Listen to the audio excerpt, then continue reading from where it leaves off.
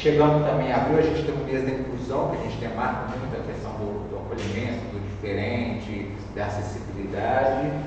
E um tema que a gente tem trabalhado muito é o Setembro Amarelo. Aqui foi uma foto do ano passado bem bonita, uma fala que a gente fez sobre o Setembro Amarelo, sobre a prevenção do suicídio.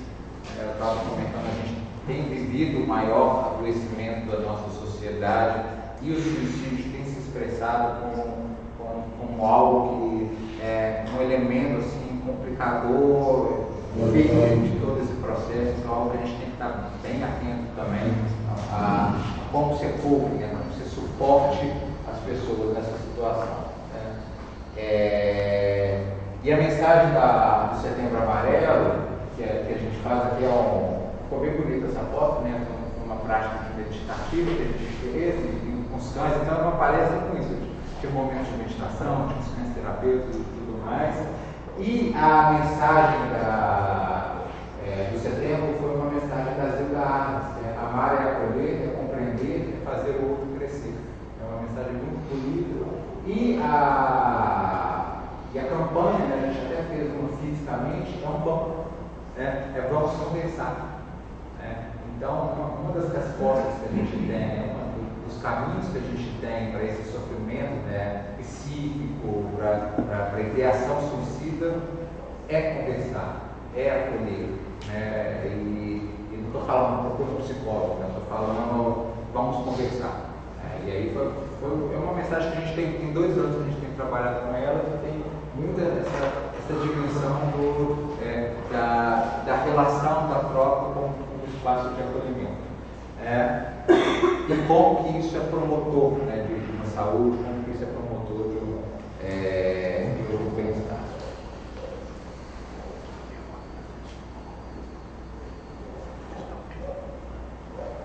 Uma hora fazendo a apresentação. Mas vão sentindo, tá, gente? Acho que faz parte.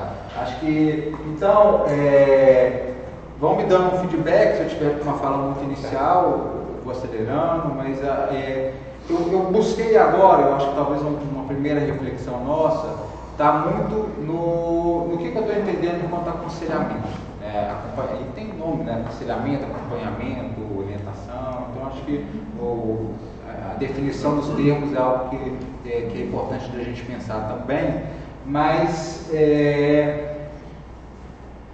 o entendimento é que a prática do aconselhamento espiritual é uma relação em que uma pessoa busca ajuda e tem outra pessoa disposta a ajudar.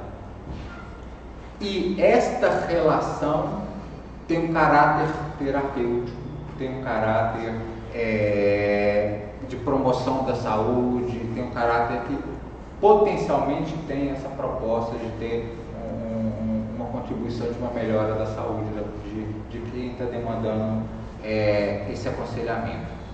Isso seria o aconselhamento.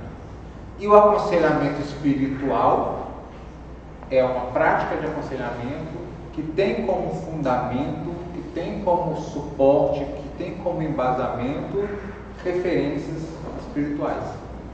Né? Que tem, então, quando eu procuro um aconselhamento espiritual, eu entendo que a pessoa que vai me orientar é uma pessoa que também vai trazer como elementos de suporte, elementos vindos da religiosidade, da espiritualidade. Quando eu fui lá falar com o Rabino, eu não esperava uma receita de Rivotril, ele não vai me trazer isso. Então, acho que... mas isso tem que estar claro. Né? Isso tem que estar claro para quem procura e para quem está oferecendo. Então, acho que então, acho que eu vou tentar... é isso, né? Mas eu vou tentar destrinchar um pouco uma reflexão sobre esses aspectos, que isso talvez seria a definição do que é uma proposta de definição do que seria aconselhamento espiritual.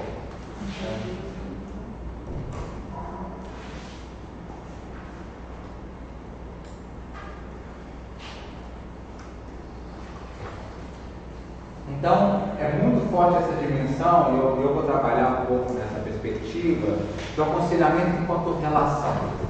E aí eu vou trazer depois alguns exemplos de como a relação, ela tem por si só um caráter terapêutico. A relação por si só, ela promove alguma coisa de melhora, de ajuda, de contribuição. Então, acho que uma primeira definição é que o aconselhamento consiste em uma relação de ajuda que inclui uma pessoa que busca auxílio e outra disposta a ajudar. E aí eu vou marcar umas palavras importantes: disposição a ajudar. Esse seria o primeiro elemento. E muitas vezes não é uma pessoa que busca ajuda e hoje que tem todas as respostas, né? Podia ser isso, né? Olha, eu não tenho as respostas, mas eu estou disposto a te ajudar, eu estou aqui para te ajudar. Acho que esse talvez, às vezes a gente vai entrando nas teorias mais complexas, às vezes as respostas mais simples são as que mais ajudam, sabe? Disposição para ajudar é um primeiro aspecto muito fundante. Fiquem à vontade de fazer as anotações, eu também compartilho o material, tá? Acho que também, acho que vai para vocês, acho que tem um pouco fiquem à vontade, Ao mesmo tempo, o conselheiro é uma pessoa treinada, demanda treinamento, demanda estudo, demanda esforço, a disposição é algo muito importante, mas por si só a disposição não é suficiente. E estou falando para as pessoas certas, estão aqui uma semana toda, fazendo uma capacitação, estudando, discutindo casos, então acho que começa com a disposição, mas também tem um elemento de treinamento, de formação. E essa formação demanda habilidades, atitudes e técnicas. Isso também é muito importante. Às vezes a gente acha que só está no estudo, às vezes a gente acha que é só teoria, só estudo. Não, também tem habilidade, também tem técnica, também tem atitude, ir buscar a pessoa, conversar, ligar, mandar uma mensagem.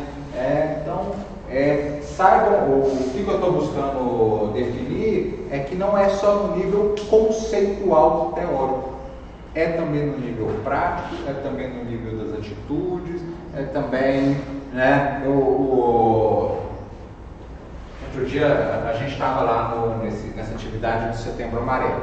Aí eu vi chegando uma estudante e estava chegando essa estudante, aí uma das psicólogas da equipe, a estudante estava chegando lá, pega a programação. Aí a menina foi e pegou a programação.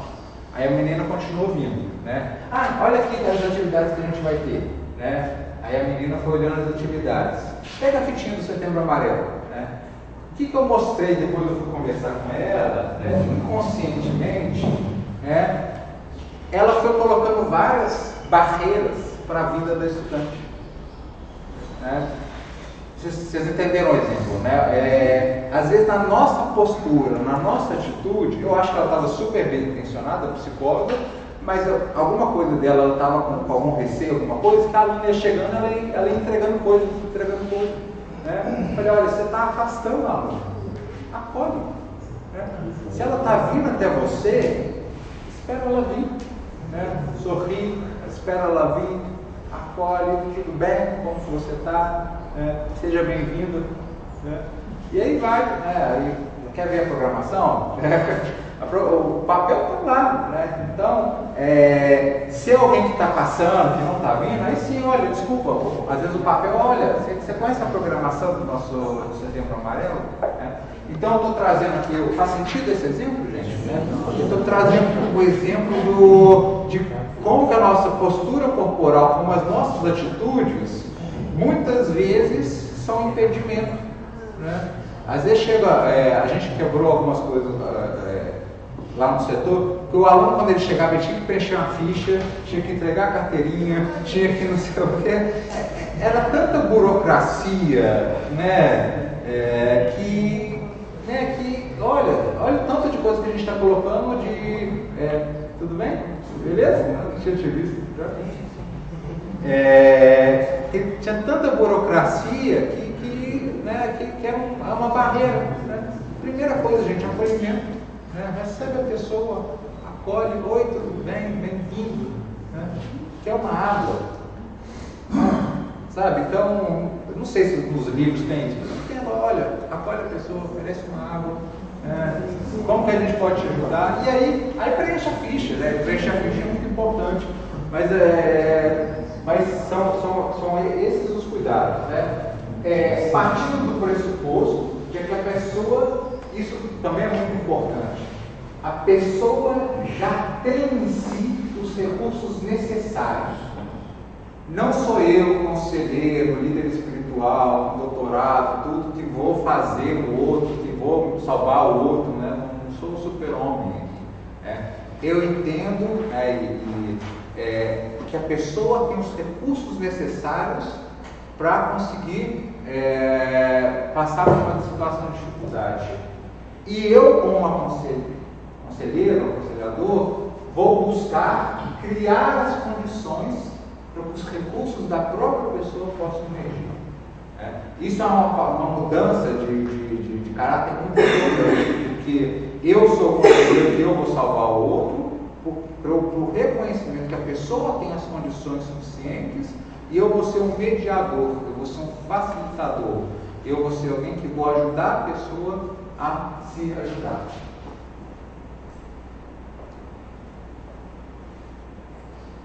Estava comentando já um pouco sobre isso, né? O processo de ajuda, do qual o conselheiro tem recursos, habilidades pessoais e técnicas.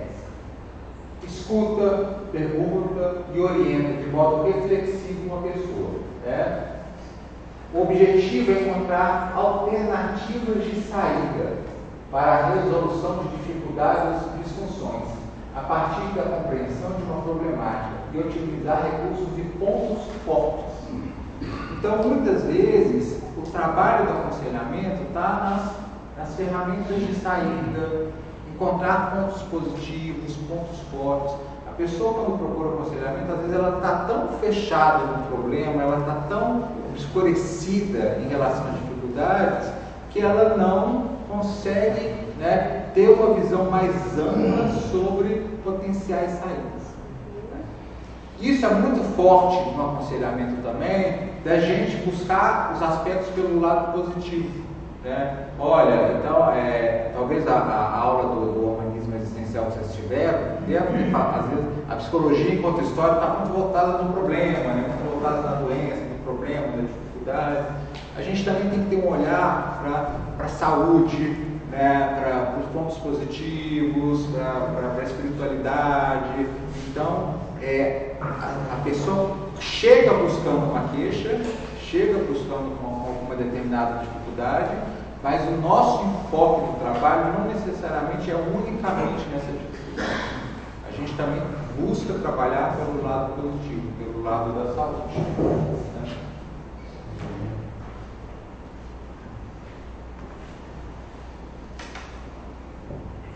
E aí ela é fundada, né, como eu já comentei um pouco nas teorias psicológicas, mas também demanda de habilidades comunicacionais, experiência, intuição. Né? Então, gente, olha, a forma que eu falo, a forma de eu me comunicar, a intuição é importante, sabe?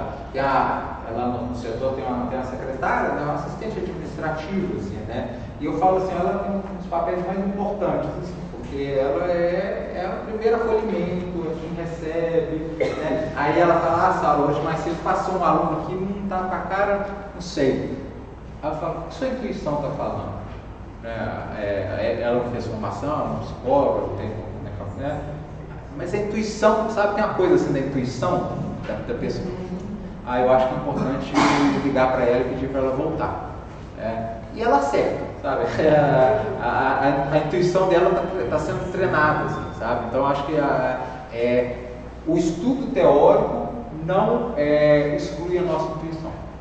Então, por mais que a gente está estudando, a gente está lendo, tá fazendo exercícios teóricos, escutem a intuição de vocês, sabe? Teve um caso que eu acompanhei tem uns 2 anos, assim, e era uma véspera de feriado, e eu fiz o atendimento e eu falei assim, essa menina não está bem, né? E aí ela me marcou isso, assim. E aí eu liguei para ela, o celular já estava desligado, passei o feriado inteiro E ela foi uma tentativa, ela tentou suicídio, hoje ela está bem, mas algo da minha intuição, assim, ela falou, não, estou bem, está tudo ótimo, eu vou viajar com meus amigos. Algo me bateu assim, e falei assim, não colou, sabe? Então acho que é impressionante assim como que às vezes tem algo que a gente não sabe, que a gente não tem muita clareza, que chama a atenção. Então não deixe de escutar a nossa atenção, né?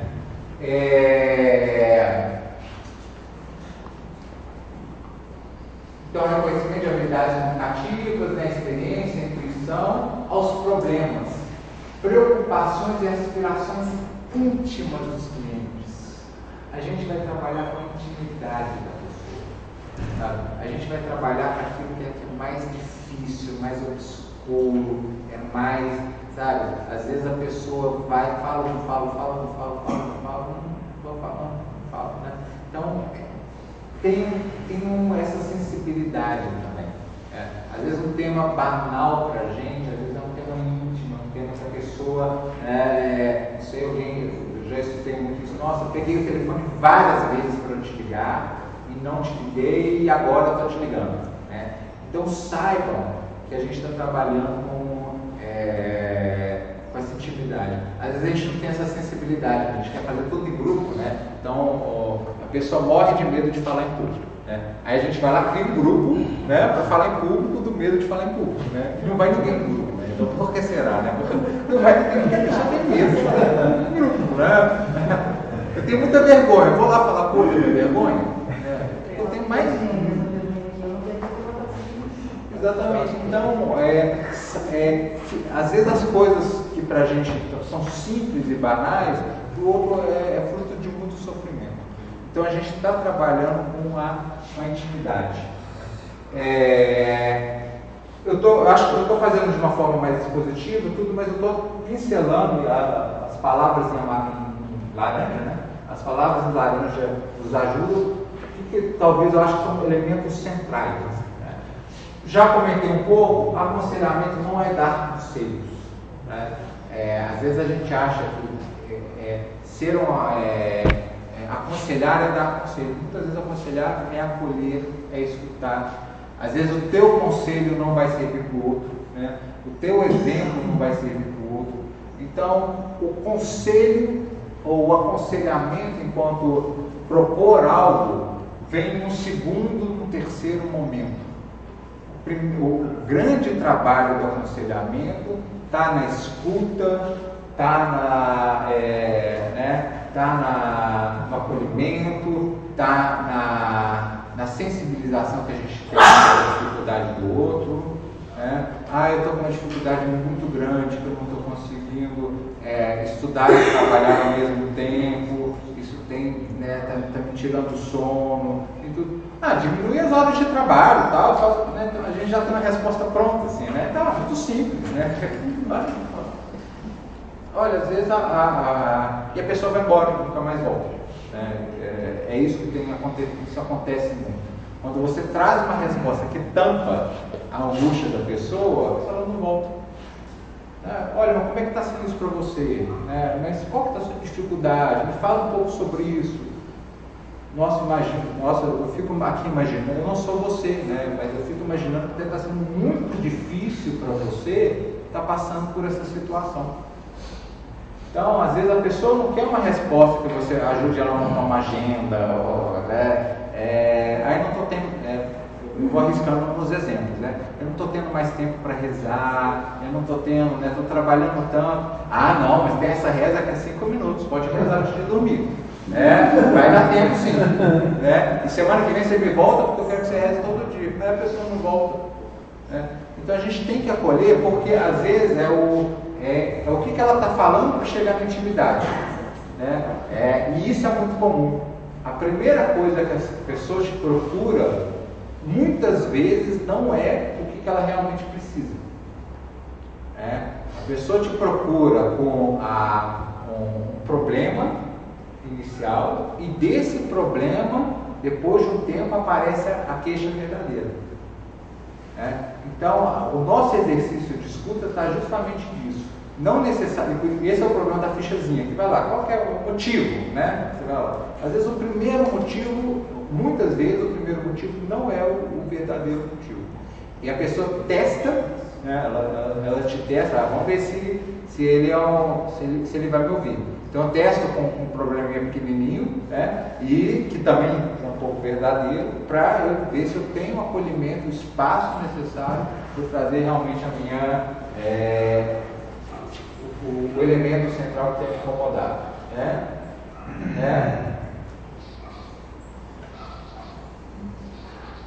Eu já mencionei um pouco isso, né? Funcionamento sadio, resolução dos problemas. Então, depois eu vou comparar um pouco a psicologia, mas eu tenho entendimento que o aconselhamento busca mais esses elementos, mais da saúde, mais do bem-estar. Né? Então, tem um enfoque mais na solução, mais dos aspectos de saúde, do que em algo de muito aprofundamento no adoecimento psíquico. Talvez eu estou falando aqui de nível de profundidade de trabalho. E quem que procura o aconselhamento? Então a gente já trouxe aqui uma relação de alguém que é disposto a escutar, de alguém que tem uma dificuldade, que a relação se constrói, o aconselhamento não é dar conselho, então a gente já traz um primeiro aspecto. E aí a gente acha que quem procura aconselhamento é quem? Aquele que é fraco, aquele que é instável, aquele que, todos nós, em algum momento, ou em vários momentos da vida, podemos buscar aconselhamento. Isso é algo que é muito penoso, assim, né? O setor lá chama setor SEAP, e é o perfil SEAP que começaram a falar. É o perfil dos alunos que fica procurando psicólogo. Vocês já entendem o caráter pejorativo, né, dessa fala. O aluno do SEAP. Não, professor, não é do SEAP, não, é da universidade. Então, o olhar que a gente tem que ter de um cuidado, e acho que aqui a gente é muito mais promotor dessa reflexão, de não se estigmatizar as pessoas que procuram ajuda. E a gente ainda tem isso muito forte. E um pouco nessa perspectiva que toda pessoa, em algum momento da vida, vai procurar isso. E talvez a que não procura é a que mais precisa. Então acho que todo mundo seria possível cliente, possível pessoa potencial para ser trabalhada pelo aconselhamento. E aí, onde que chega o problema? Às vezes a pessoa está tão mal, mas tão mal, que nem ajuda ela consegue procurar. Esse é um desafio nosso. Quem está super bem não procura ajuda. E quem está super mal também não consegue procurar ajuda. Então a pessoa às vezes ela não pode estar tão bem que ela precisa de ajuda, mas ela também não pode estar tão mal que ela consegue fazer um movimento de busca de ajuda. E vamos nos deparar com casos que a pessoa está tão mal, mas tão presa a uma determinada dificuldade que ela não consegue fazer um movimento de procura de ajuda. Eu vou falando da minha realidade, acho que é um pouco o que eu tenho trabalhado todo dia, assim, a gente está gravando, mas são informações sigilosas, mas a gente fez toda uma campanha de Setembro Amarelo na PUC, a gente distribuiu mais de 5.000 fitinhas para os alunos, andamos com cachorro de lá para cá, fizemos meditação, tudo, Primeiro dia de outubro, eu vou para o hospital, um menino tenta suicídio. E aí eu conversando com esse aluno, e você viu a campanha de Setembro Amarelo que a gente fez? Não vi. Mas você estava ouvindo? Ela estava vendo todo dia. O menino estava tão mal, mas tão mal, que a gente tocou tambor, a gente montou estrutura, Marcos viu, montamos estrutura, distribuiu fitinha. Ele estava tão mal que ele não viu nada disso. Por mais que a gente ofereceu vários recursos de ajuda, de diferentes formas, ele estava numa situação de sofrimento tão grande que ele não conseguiu ver. E assim, eu estou falando disso aqui, depois eu mostro, uma tenda grande, assim, sabe? Você tinha que passar pela tenda, lá, e via esse Setembro Amarelo, o psicólogo lá, acolhendo. Então, Então é um pouco isso, né? Então acho que e a gente está trabalhando com a saúde psíquica das pessoas, com o adoecimento. Então a gente tem que levar isso em consideração também. A pessoa precisa estar mal para procurar ajuda, mas bem para se empenhar na solução das suas dificuldades. Acho que é esse o meio termo, o meio do caminho que a gente tem trabalhado. E quem são essas pessoas? Né? Pessoas que se sentem pressionadas para resolver um problema específico. Às vezes você tem, tem uma determinada dificuldade, casa com uma bicicleta, né? Às vezes as circunstâncias da vida, a gente se depara com determinadas situações que a gente tem que tomar uma decisão e a gente não sabe muito bem o que fazer, né? Então, muitas vezes a pessoa procura, com um problema específico na vida, né? Olha, tem uma determinada dificuldade, tomada de decisão, uma situação de emergência, uma morte, um aparecimento de uma doença. Então, tem várias situações, né, que o relacionamento consigo, o relacionamento interpessoal muitas vezes é algo que uma procura, alguém da família, uma dificuldade referente a algum relacionamento no trabalho, familiar, com o cônjuge, com o filho. Então, as demandas e as procuras são muito diversas, né?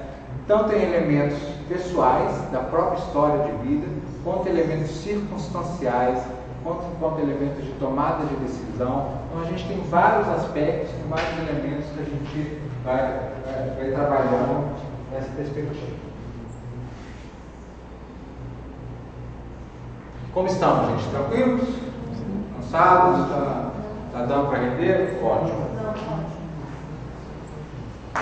E aí, eu já comentei um pouco disso, né? Estava falando do aconselhamento.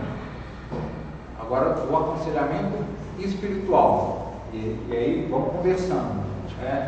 Eu entendo que o aconselhamento espiritual, ele traz esse aspecto do paradigma clínico, da escuta clínica, do olhar, do atendimento, disso que a psicologia faz muito, mas que a gente também tem a medicina faz, a psicologia faz, tem várias áreas do conhecimento que tem essa coisa da clínica, né? Isso que a gente chama, né? A clínica, os filósofos me ajudem, né? Mas a clínica tá ao leito, né? Quando a pessoa está lá deitada, né, no hospital, no leito de morte, e a cliniqueira é aquela pessoa que se posta ao lado, ajudando, orientando, acolhendo, entendendo, né? Então tem o termo, né, a clínica vem dessa origem, né, desse trabalho do olhar mais individual, né? É uma diferença muito grande, eu brinco com a educação. Na educação você tem uma turma grande, você fala, o outro escuta, faz pergunta, tudo. A clínica é o oposto, né? Você é o olhar mais individual, a pessoa que traz a demanda, né? Então, são especificidades, né? Então, tem esse aspecto da clínica, né? E teológicos e religiosos. O aconselhamento espiritual, né, a adjetivação do aconselhamento espiritual é a aproximação entre os aspectos da metodologia de trabalho da clínica com os recursos e os fundamentos religiosos, espirituais, teológicos, né? E aí eu vendo a programação, né, do curso de vocês, eu vejo é o curso de vocês, né? Tem clínica, né? Tem aula de psicologia, tem aula de entrevista, tem aula de teóricas, né? E tem aulas também de fundamentação religiosa e espiritual. Né? Então, o aconselhamento espiritual vai buscar essas duas fundamentações, são duas grandes fundamentações que embasam essa prática. Saulo, mas não atrapalha porque, né, a clínica é uma coisa, né, a religião é outra. E como é que a pessoa vai saber? A pessoa que procura, você vai usar de textos religiosos, de orientação religiosa. A pessoa vai saber que você vai falar. Né? Olha, você, né, essa é a apresentação. Né? Você está aqui numa prática, né, depois de acolhimento, olha, eu vou te contar o que é a prática, o que a gente faz aqui. Eu sou um aconselhador espiritual. Né? Eu tenho uma formação de aconselhamento, eu tenho uma formação tal, e busco e conduzo minha prática de aconselhamento a partir da orientação espiritual. Cada um vai construir a sua, né? Já tem bem construído, mas você apresenta com clareza. Né? Saulo, você é psicólogo? Eu sou. Posso ir? Posso. Então eu queria né? Acontece, né? Eu queria que a receita médica, né, para eu começar a tomar remédio. Olha, eu sou um psicólogo. Né? Então, muitas vezes as pessoas procuram psicologia buscando aquele atestado, né? Então, ou vão lá no setor lá da universidade, eu vim aqui e tudo, não sei o que, quero ver que você abone minhas faltas, porque eu estou muito mal. Né? Olha, né, estou já pulando, né, um monte de fases, né, mas a gente não abona a falta. Nossa, aí a pessoa vai embora, né? Então, devia ter ficado, né? Mas se você não vai abonar as minhas faltas, então eu não quero. Né? Então, a clareza do que é o que está sendo oferecido é muito importante. Ai meu Deus, eu não sou psicólogo. Ai meu Deus, eu sou psicólogo. Né? E aí, eu sou psicólogo, eu posso fazer um aconselhamento espiritual?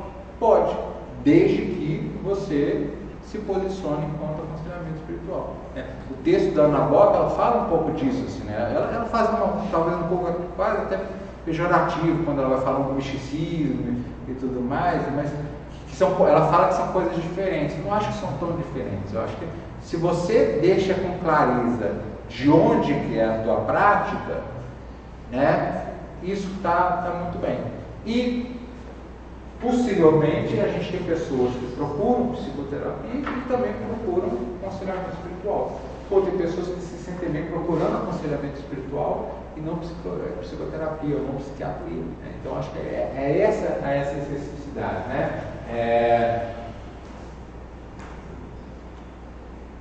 Então, um pouco talvez dessa especificidade está justamente nessa relação que envolve tanto o paradigma clínico, os recursos da psicologia e os teológicos, para aprofundar sua compreensão do cuidador e daquele que recebe cuidado, assim como uma relação entre eles. O aconselhamento pastoral espiritual consiste na utilização de uma variedade de métodos terapêuticos para ajudar as pessoas a lidar com seus problemas e crises, de uma forma direcionada ao seu crescimento pessoal.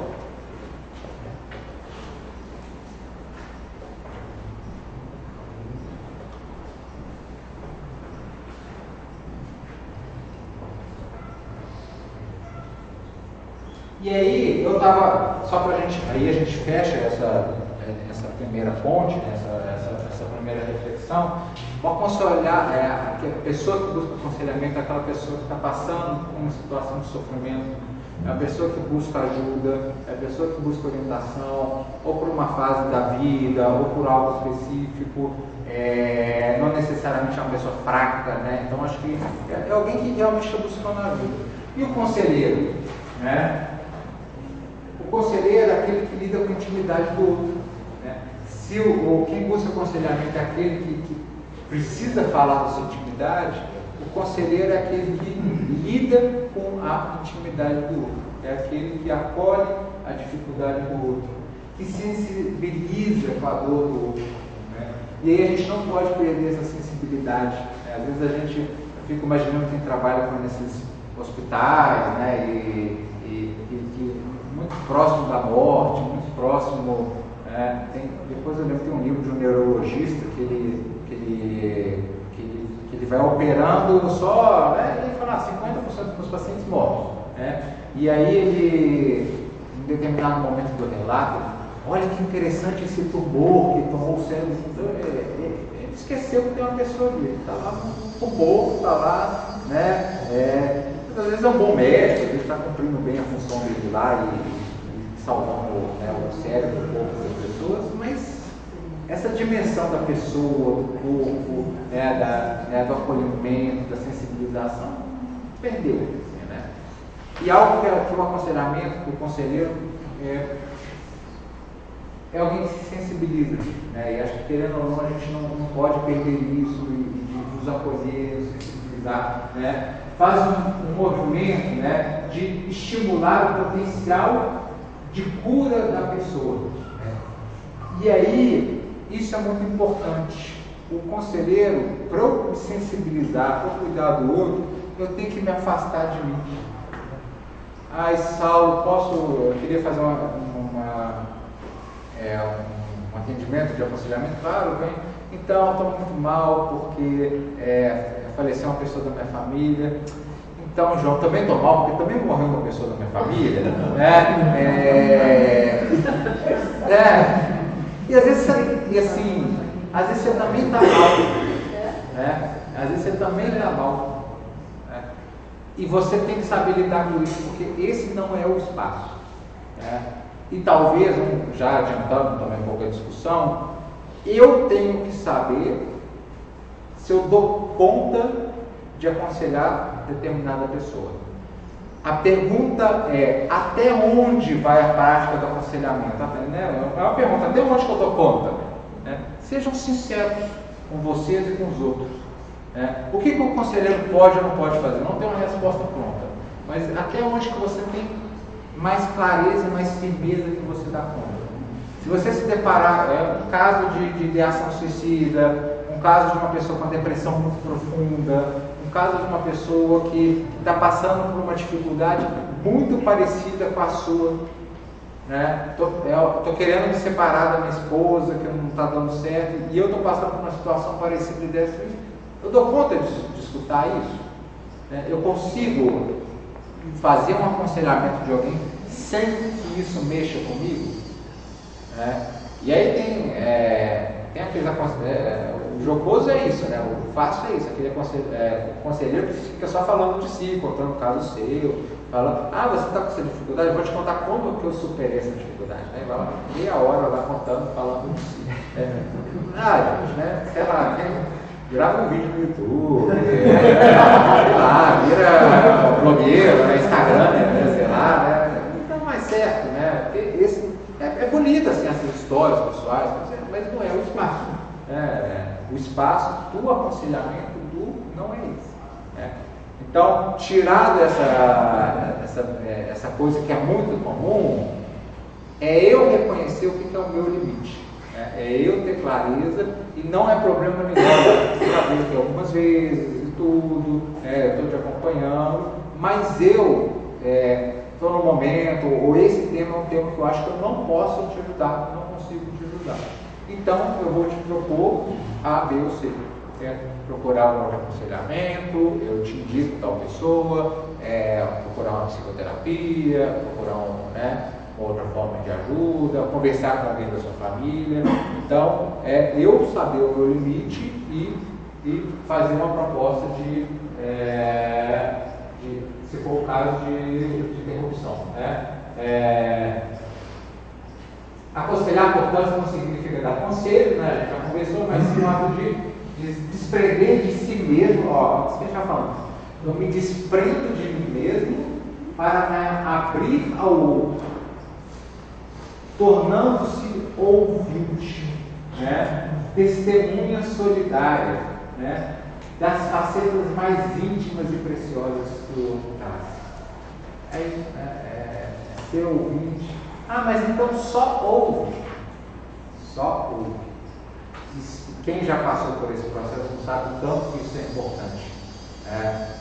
Tanto que às vezes é alguém que se senta e é solidário, escuta, e está disposto, tanto que isso é terapêutico. Às vezes a gente chega com um monte de propostas, faz isso, faz aquilo, tal.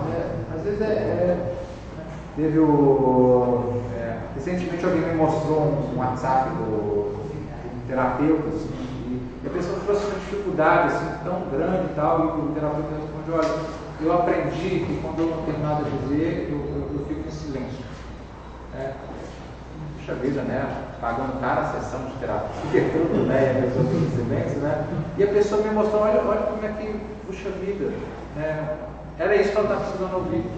O doutor grande lá, que fez um monte de estudos e tem centenas de pacientes e ficou em silêncio, o que ele tinha que dizer. Então, acho que às vezes a gente, o cuidado em relação a esse aspecto,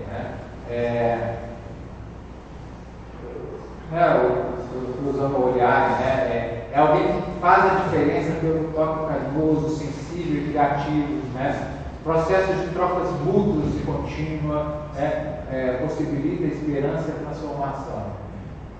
E eu fecho essa primeira parte da discussão. Ambos, conselheiro e aconselhado, saem enriquecidos. Eu achar que eu vou acolher, que eu vou escutar, que eu vou lidar com a dor do outro, que eu vou sair igual, da mesma forma, não existe. O processo da relação que é trabalhado, ele se estabelece que os dois mudam com esse processo. Os dois crescem, os dois se enriquecem.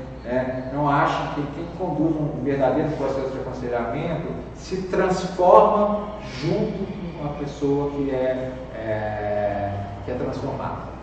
Então, acho que reflexões iniciais são um pouco essas, assim, gente, para o aconselhamento. Só ali primeiro e depois te passo. Professor, você falou, de fato, em alguns momentos a gente só escuta. Acho que vai um pouco da sensibilidade também. Se é possível, por exemplo, você nos dá uma pista de que momentos é necessária uma devolutiva, por exemplo. Tá.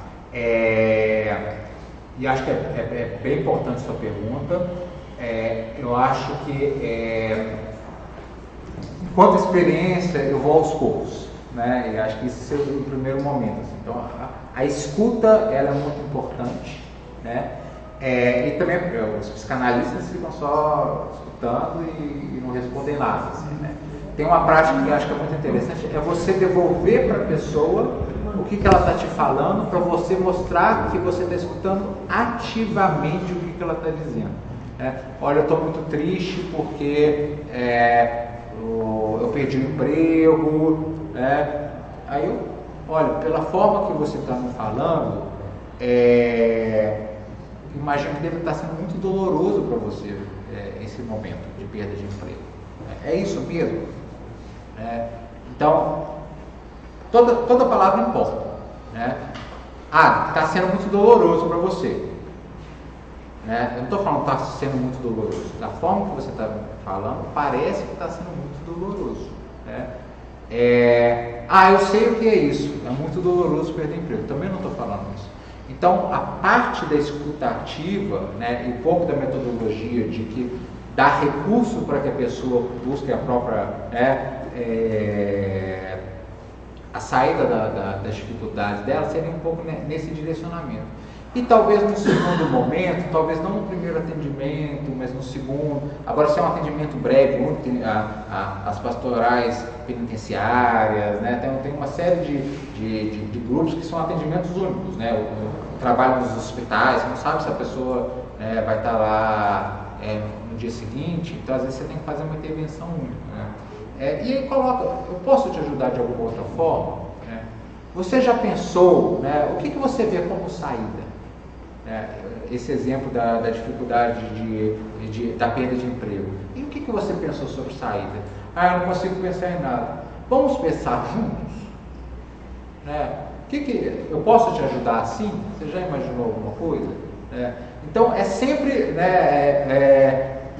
gente, é sempre no teste, Eu fico pensando, sabe? Será que não teria uma outra saída? Será que a gente não teria uma outra forma? Ou será que essa coisa do emprego talvez não tem outras coisas que são importantes também na sua vida? Você está vendo, então, o que eu estou fazendo? Estou deslocando da situação problema e estou puxando para outros elementos de saúde da vida. Nossa, realmente eu te escuto e eu fico imaginando, nossa, puxa vida, tantos anos de empresa, realmente deve ter sido muito difícil, Te ouvindo aqui deve estar sendo muito difícil. Mas como é que estão os outros aspectos da sua vida? Assim, Como é que está na sua casa? Me fala sobre isso. O que eu estou fazendo? Eu estou puxando do elemento problema, que a pessoa está focada nesse elemento, né? E estou tentando vincular a outros elementos de saúde de vida, né? Sempre com muito cuidado, sabe? E aí, faz uma observação e espero o retorno, né? Sair lá do aconselhamento, eu falando do meu problema, ela falando da minha família, está tudo ótimo na minha família, né? Agora, uma observação, a raiva inicial, só depois a pessoa elabora, né? Aí ela vai lá e fala isso, mas uma semana, já aconteceu, me marca muito isso, assim, às vezes a pessoa vai e volta, eu falo uma coisa e tal, ela continua falando, tal. Aí na semana seguinte, assim, isso na clínica, né? Então, eu estava pensando naquele negócio que você me falou, né? Porque a gente tem um tempo de processamento, né? E é a dor da intimidade. Então, a resposta é de forma cuidadosa, assim, através de perguntas, com colocações. Diga. Eu estou fazendo o processo de acompanhamento com alguém, sei lá, há 2 anos já, e percebo que precisa haver essa interrupção nessa cidade. A interrupção encerra o seu trabalho, aquele processo, a continuidade. Já que você concluiu entre a interrupção. Estou fazendo o quê? Se o problema persiste, eu estou percebendo. Eu pedi para ela que significado. E pode eu percebo a minha intuição que teria que buscar um acompanhamento psicológico. Mas não se encerra o processo de acompanhamento espiritual. Talvez ele vai somar-se a. Sim, perfeito. E aí uma interrupção depois de bastante tempo é mais complicada, né? Então, por exemplo, uma coisa são os acordos iniciais no início do processo, que você já pontua, né? Fala, olha, eu acho que eu não consigo te ajudar, né? Por causa disso, né? Agora, se você já faz um trabalho há mais tempo e você, buscando uma certa concretude, você percebe que a pessoa tem um agravamento da saúde psíquica dela, ela, né, o nível de depressão está aumentando, tudo, aí você propõe, eu acho que, né, vamos procurar ajuda, né, e aí se envolva nesse processo, busque vincular ela a outra pessoa e continue conduzindo o processo. Porque se a pessoa ela buscou, aí deu de bom, eu digo que para ela deu. Não sei. Chegar no entendimento lá, eu estou percebendo que já resolveu, já evoluiu. Por exemplo, nós temos um itinerário de formação especificamente para irmãos, né, não necessariamente jovem vocacional, que ele tem alguém que faz o acompanhamento como formador e tudo mais. O itinerário legal está em construção, e em que a pessoa vai ser muitos critérios para ter um acompanhador, uma acompanhadora. Ela vai escolher quem, mas tem que ter alguém. Sim. E aí, acho que a gente passa a palavra, ela falou, cuidado se ter. Aí tem a opção por você ou pelo outro. Essa é a primeira pergunta. Às vezes a pessoa, talvez na sua avaliação já foi suficiente, mas às vezes para a pessoa não foi ainda. Uma estratégia prática, espaçamentos, né? Então talvez a gente vamos começar a fazer tipo de dias, né? Uma vez por mês, olha, vamos fazer o seguinte, você vai me procurar, né? Então em vez da gente deixar marcado de forma sistemática, o dia que você precisar você volta, e então vai já conduzindo um pouco elementos de espaçamento, né? Então acho que tem algumas estratégias de desvinculação, né?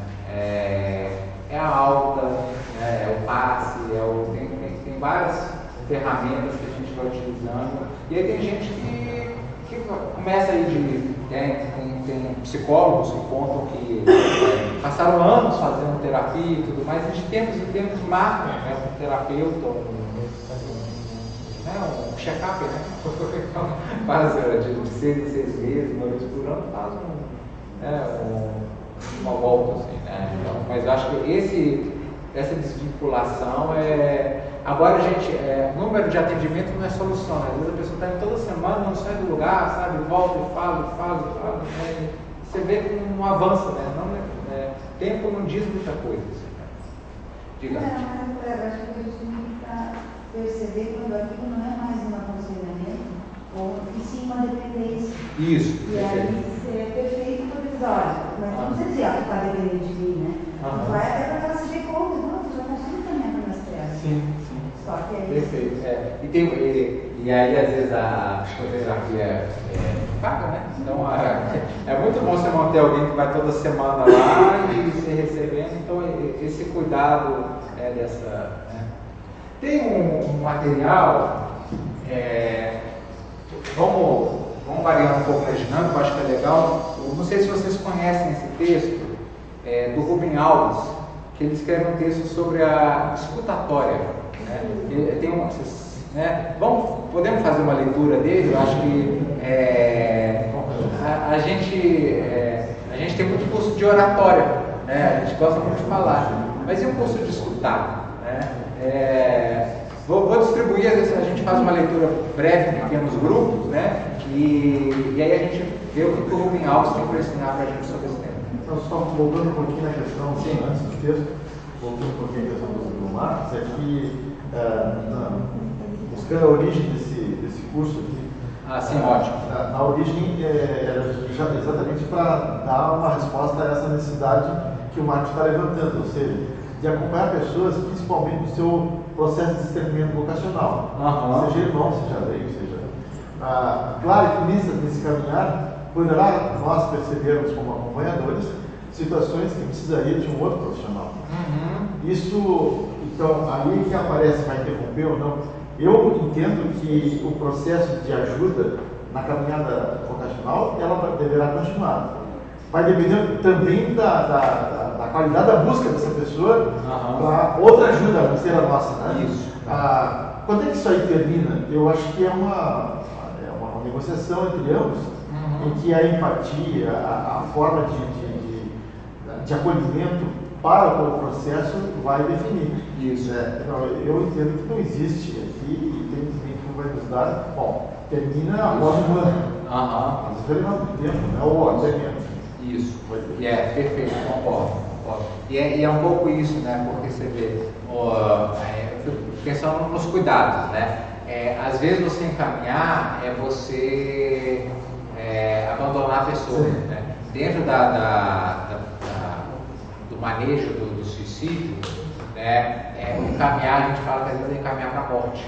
Né? Então a pessoa te procura pedindo ajuda, não é comigo, procura o Joãozinho, você está mandando ele para o Joãozinho, você está mandando ele para a morte mesmo, porque ele não vai procurar o Joãozinho e vai voar. Né? E essa distinção entre o que é um trabalho do aconselhamento, do acompanhamento, da orientação, frente a outros trabalhos também de ajuda, da relação de ajuda. Fui contando a minha esposa, minha esposa, a gente tem feito esse trabalho com a Rabina, ela tem um psicólogo, né, que ela vai, e ela tem um orientador profissional. Ela demanda muita ajuda, eu brigo com ela, assim, mas ela faz bem separado, assim, né? O orientador profissional dela de carreiras, ela segue um caminho, né? O aconselhamento espiritual traz outras demandas, na psicoterapia ela vai para um lado. E ela vai encontrando com cada um essas possibilidades. Dependendo se é algo específico, vamos imaginar um colégio, que tem, né, sabe, às vezes que a demanda é muito grande, ou um trabalho, né, eu não vejo por que ter fim, assim, né? Eu acho que a nossa vida espiritual tem perguntas que conduzem a gente para a vida toda, né? E talvez eu comece a conduzir um processo com alguém, depois eu busco um outro conselheiro. Então acho que as nossas questões são por toda a vida, né? Cada momento da vida a gente aparece questões específicas, que é importante essa troca, essa relação. Né?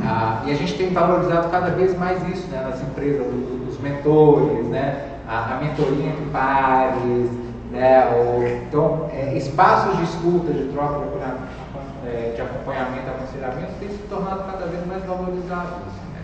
Então, talvez pensar por que eu não terminar. Assim, né? Um fim, muitas vezes, é porque, talvez pela gente. Então, eu acho que eu estou dando conta, eu acho que não estou conseguindo ajudar, né? Tem interrupções de mudanças de cidade, né? Então tem uma série de aspectos que têm que ser levados em consideração. Diga. Pessoal, fiquei com uma dúvida aqui, porque quando a gente fala em periodicidade ou encerramento de processo, a gente tem consciência que as terapias, elas têm início, meio e fim, mas necessariamente o acompanhamento espiritual precisa ter um fim. Quer dizer, assim, não pode ser uma experiência de aprofundamento na fé, de acompanhamento, sei lá, mais duradouro ou alguma coisa parecida?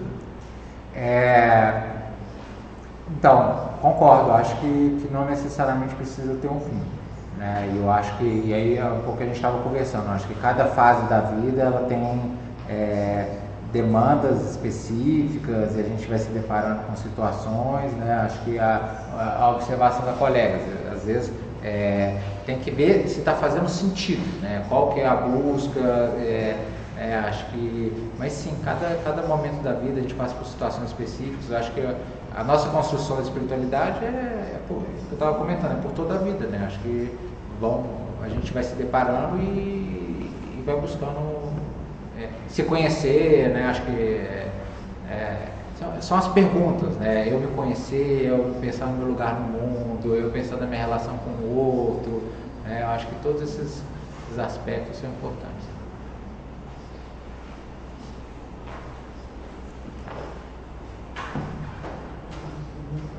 Eu mudei de ideia, tá? Eu ia passar o texto em áudio, mas aí pelas perguntas assim, tem um texto do Papa Francisco, que é uma mensagem que ele passou para os jovens, foi em novembro de 2018, que ele escreve uma mensagem para os jovens, assim, eu também não sei se, eu acho que isso tem mais a ver, assim, que ele começa a fazer perguntas para os jovens, sabe, e eu acho que talvez muito da prática do aconselhamento, do que, né, se a gente está trabalhando com jovens, né, acho que o que dizer para eles, quais seriam os desafios de uma formação, acho que esse texto tem mais a ver. Podemos fazer uma leitura dele e aí a gente conversa e acho que daqui a pouco a gente também para um pouco no intervalo, né?